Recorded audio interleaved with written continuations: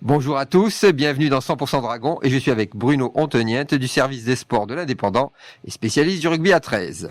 Alors Bruno, ces Dragons ont plutôt bien commencé leur saison de Super League avec une victoire samedi 16-10 contre Warrington. Exactement, ils étaient très attendus.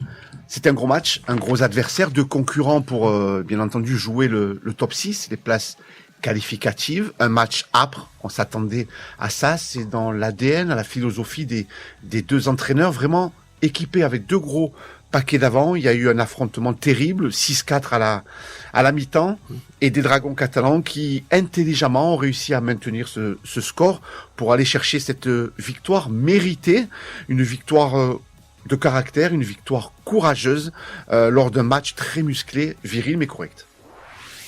Alors la journée a été marquée par 13 cartons sur les terrains. Alors c'est vrai qu'il y a eu 4 cartons rouges, 9 cartons jaunes sur les 6 rencontres.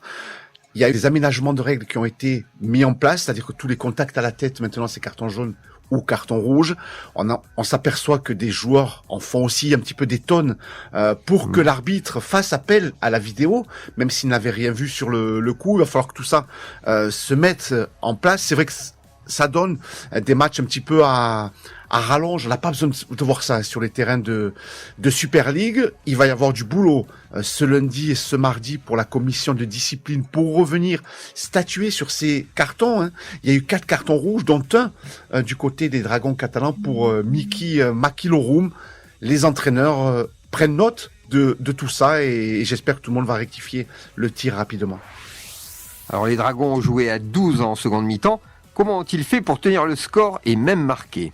C'est vrai que c'est impressionnant de l'extérieur quand Miki Makilorum prend le carton rouge en tout début de seconde période. On se dit que ça va être très compliqué face à Warrington. Mais cette équipe des Dragons a anticipé le coup. Ça fait 2 mois qu'elle travaille souvent en infériorité numérique à 12, à 11 face à une opposition qui est à 13.